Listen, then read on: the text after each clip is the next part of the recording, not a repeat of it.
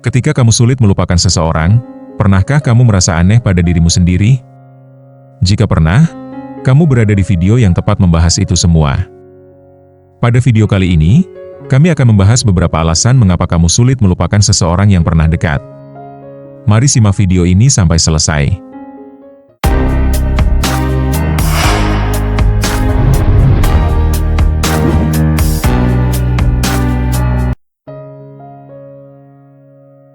Seseorang yang tidak pernah benar-benar menjadi pasanganmu, justru terasa paling sulit dihilangkan dari pikiran.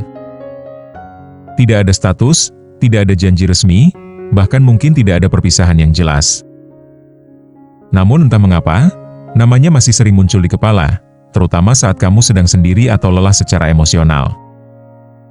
Dari sudut pandang psikologi, ini bukan soal gagal move on, melainkan tanda bahwa ada proses batin yang belum selesai. Dalam ilmu psikologi, kedekatan emosional yang meskipun singkat dan tanpa ikatan resmi, bisa membentuk ikatan psikologis yang kuat. Otak manusia bekerja dengan cara mengingat rasa, bukan logika. Saat seseorang pernah membuatmu merasa dipahami, diperhatikan, atau dianggap berarti, otak akan menyimpannya sebagai pengalaman emosional yang penting. Itulah mengapa, meski hubungan itu tidak berlanjut, perasaannya seolah masih tertinggal dan sulit dilepaskan. Sering tanpa kita sadari, rasa sulit melupakan ini bukan hanya tentang orangnya, tetapi tentang harapan, bayangan, dan versi masa depan yang sempat kamu bangun dalam diam.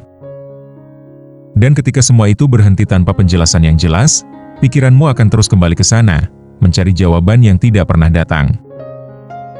Lalu, apa sebenarnya yang membuat seseorang yang pernah dekat terasa begitu membekas? Mari kita bahas 5 alasan psikologis mengapa seseorang yang pernah dekat justru terasa lebih sulit dilupakan. Yang pertama, karena hubungan itu berhenti tanpa penutupan emosional. Dalam psikologi, manusia membutuhkan closure untuk mengakhiri satu fase emosional. Closure adalah proses mental dan emosional yang membantu seseorang memahami dan menerima akhir dari hubungan atau situasi tertentu.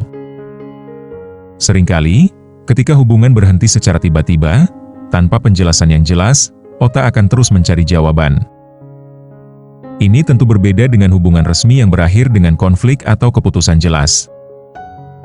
Hubungan dekat tapi tidak jadi, seringkali berakhir menggantung. Tidak ada kalimat pamungkas, tidak ada kepastian apakah semua itu nyata atau hanya perasaan sepihak. Misalnya, kalian sering berbagi cerita larut malam, saling memberi perhatian, lalu tiba-tiba ia menjauh tanpa alasan. Otakmu akan terus bertanya, apa salahku? Apa sebenarnya yang terjadi?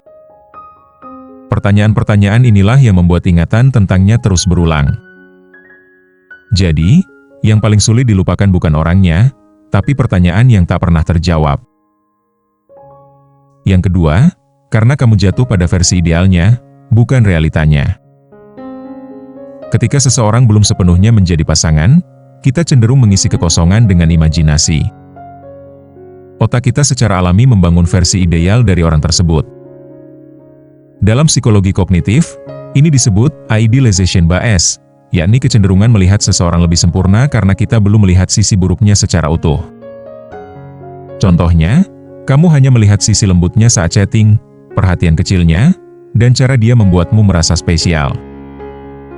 Kamu tidak pernah melihat bagaimana dia menghadapi konflik, ego, atau kekurangannya dalam hubungan nyata. Akibatnya, yang kamu rindukan bukan dirinya yang sebenarnya, melainkan versi ideal yang hidup di kepalamu. Dan bayangan itu terasa jauh lebih sempurna daripada orang-orang nyata yang datang setelahnya. Jadi, terkadang yang kita rindukan bukan seseorang, tapi versi sempurna yang kita ciptakan sendiri. Yang ketiga, karena otakmu pernah mengaitkannya dengan rasa bahagia. Setiap interaksi emosional yang intens akan meninggalkan jejak kimia di otak. Saat kamu merasa diperhatikan, dihargai, dan dipahami, otak melepaskan dopamin dan oksitosin, yaitu hormon kebahagiaan dan keterikatan. Masalahnya, otak sebenarnya tidak peduli apakah hubungan itu resmi atau tidak. Selama perasaan itu pernah muncul, otak akan mengingatnya sebagai salah satu sumber kenyamanan. Itulah mengapa, ketika kamu sedang lelah, kesepian, atau kecewa dengan hidup, pikiranmu otomatis kembali kepadanya. Bukan karena dia solusi, tapi karena otakmu mengingat, kalau dulu kamu merasa baik-baik saja saat bersamanya. Jadi, otakmu akan mengingat rasa nyaman tersebut, bahkan ketika hatimu tahu kalau interaksi itu sudah selesai dan tidak terjadi lagi. Yang keempat, karena kamu kehilangan harapan, bukan hanya orangnya. Yang paling menyakitkan dari hubungan yang tidak jadi adalah hilangnya kemungkinan. Kamu tidak hanya kehilangan dia, tapi juga mimpi-mimpi kecil yang sempat kamu bangun diam-diam di kepalamu. Harapan tentang masa depan, tentang bagaimana rasanya jika hubungan itu berlanjut, tentang versi dirimu yang lebih bahagia bersamanya, semua itu ikut runtuh atau hilang. Psikologi menyebut ini sebagai grief of the imagined future, yaitu rasa kehilangan atas sesuatu yang belum terjadi, tapi sudah terlanjur kamu percayai. Itulah mengapa perasaan kehilangan ini terasa samar tapi begitu mendalam.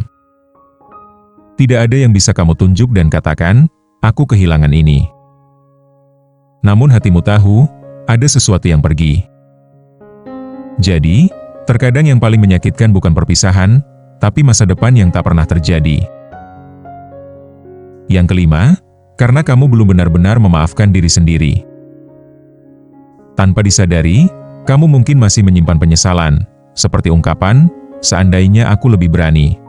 Seandainya aku berkata jujur. Seandainya aku tidak terlalu berharap. Dalam psikologi, penyesalan yang tidak diproses akan berubah menjadi ikatan emosional yang menetap atau mengendap di dalam diri. Sebenarnya kamu bukan terikat pada orang itu, tapi pada versi dirimu di masa lalu yang belum kamu maafkan sepenuhnya. Selama kamu terus menyalahkan dirimu sendiri, bayangannya akan tetap ada sebagai pengingat dari apa yang seharusnya bisa terjadi. Move on bukan tentang melupakan dia sepenuhnya, melainkan menerima bahwa kamu sudah melakukan yang terbaik dengan kesadaran yang kamu miliki saat itu. Jadi, solusinya adalah kamu harus mampu memaafkan dirimu sendiri, dan perlahan bayangannya pasti akan pergi dengan sendirinya. Perlu diingat, sulit melupakan seseorang yang pernah dekat bukan tanda kamu lemah, tapi tanda bahwa hatimu pernah tulus terlibat. Dan itu bukan sebuah kesalahan besar.